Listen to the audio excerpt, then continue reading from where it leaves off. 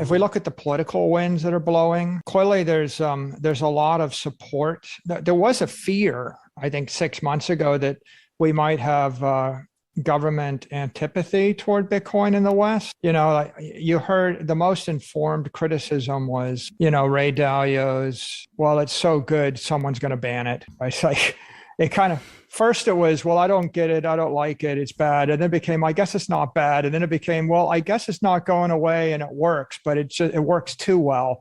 Then it became a Jamie Dimon, Ray Dalio, it's just too good.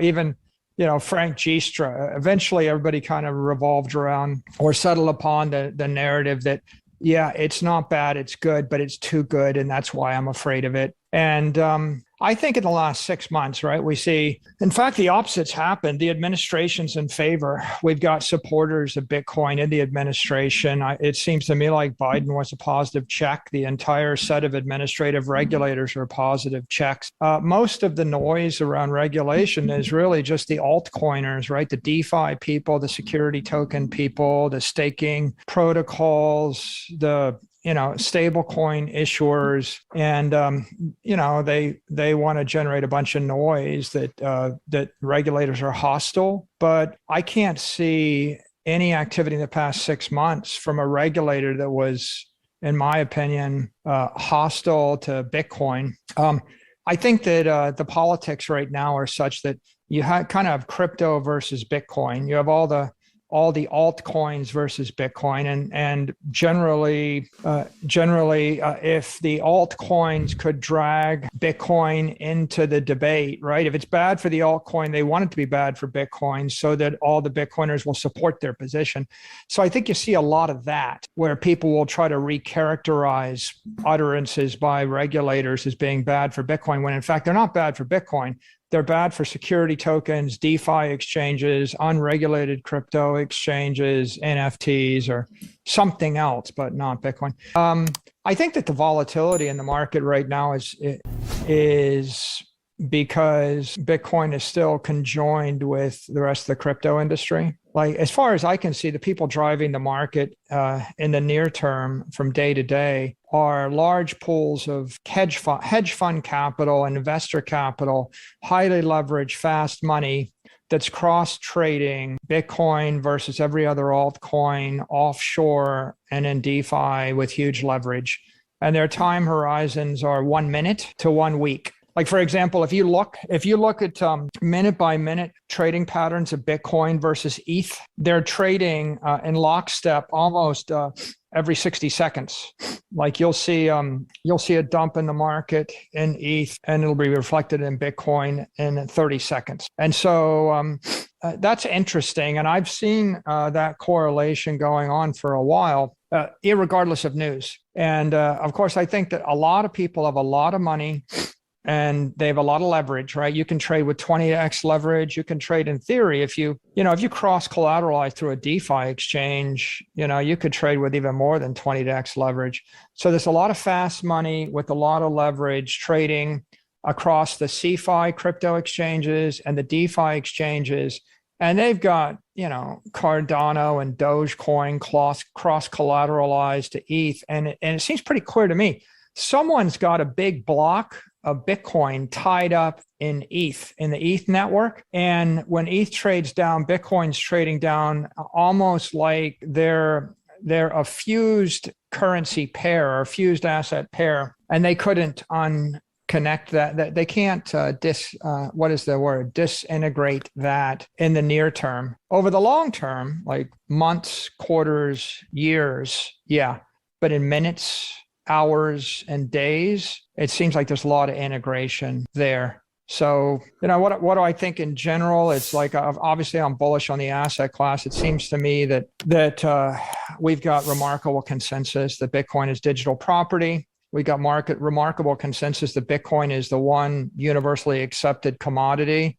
We've also got a consensus growing that everything else is a security, by the way, safe, which is, if you roll the clock back 12 months, I think it wasn't clear, but I think right now, out of 6,500 cryptos, I think that you might have a debate over 12 of them being property, and it looks like everything else is a security. And if you're not a proof of work coin, if you're a proof of work coin that's a fork of Bitcoin or something like that, maybe there's a debate about whether it can be property. Half of them aren't, half of them are. But everything that's got an ICO, everything on proof of stake, everything related to DeFi, all of the functional coins, all the staking tokens. It's pretty clear the view of the regulators is if there's staking involved, it's a security. If there's DeFi involved, it's probably a security, right? If there's a central organization, if there's a venture capitalist involved, it's a security.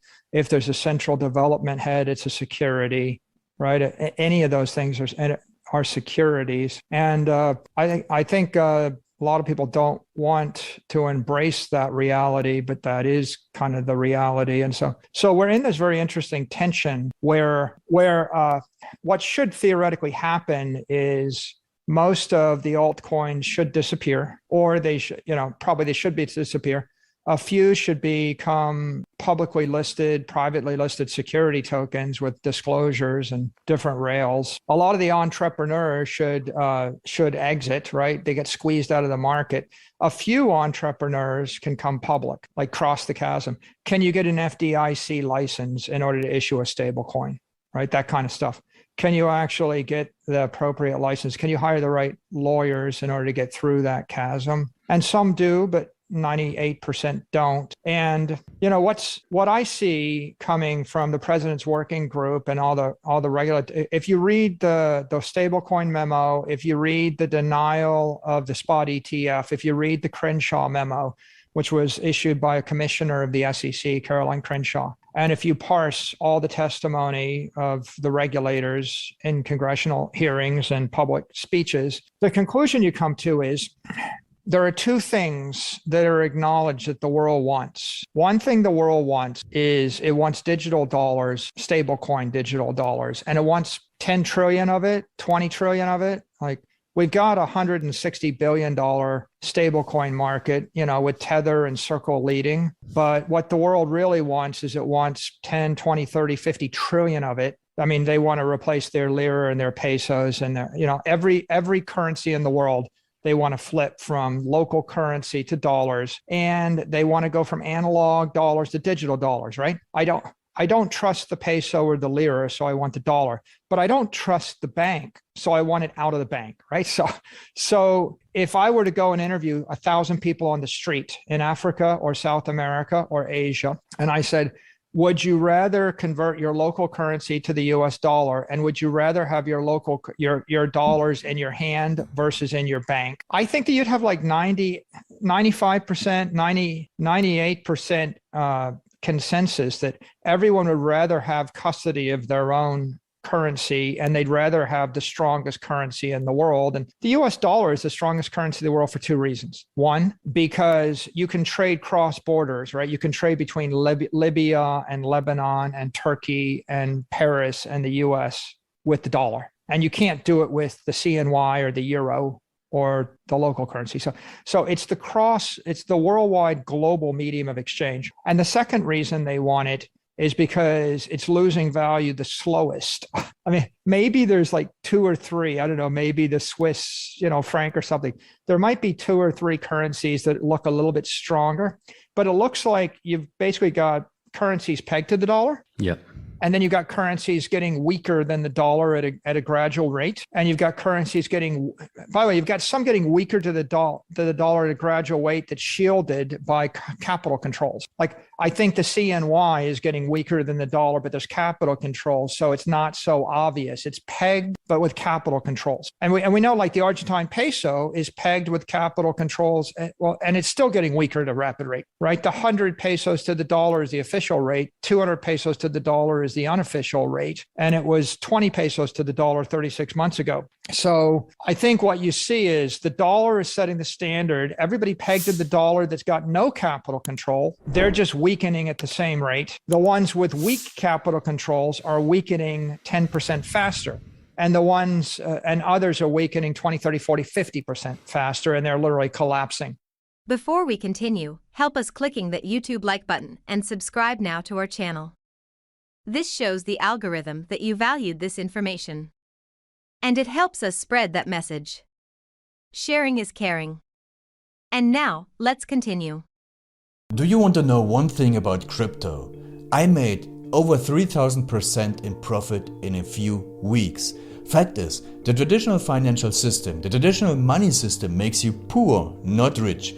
If you want to earn $500,000, $1 million, you have to wait until you're 50, 60, 70 in the traditional financial system, and you probably will still be broke. And you will be old. This is not a sexy combination, as you can imagine. But the question is, how can you start in crypto and make these profits? Where to invest? Where to start? My name is Gunnar and I'm from Germany, as you can hear, and things are a little bit different in Germany. More about that later on. Fact is, there are lots of different cryptocurrencies. It's a gigantic universe where beginners and professionals get easily lost. But there is light at the end of the tunnel. There are 7 key steps you need to follow to become successful in this market. You have to know them, and if you fail one of them, it's literally impossible to succeed in this market. Just an example, one of the key points is your exchange, and one of the biggest are, for example, Binance and Coinbase.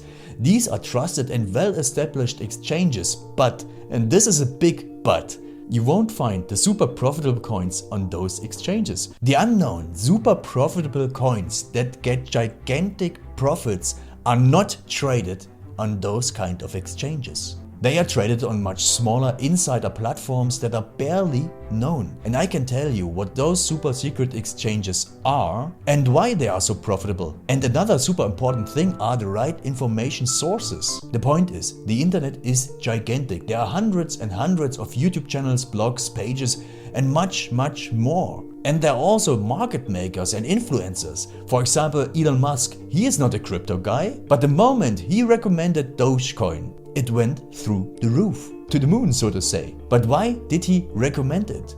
Where did he hear it from? He didn't hear it from newspapers. And believe me, he is listening to someone. But you have to know who, and you have to react before he is reacting. This is really important. And these are only 2 of the 7 steps you have to follow in order to be successful in crypto. And if you want to know all of these steps in much more detail, and if you want to have a comprehensive checklist, here's what you should do. There is a link below this video. Click on this link and you will get the opportunity to subscribe to my channel. Click on the link and you will see a video where I explain the next steps. So see you soon. Click on the link now. I'll see you there.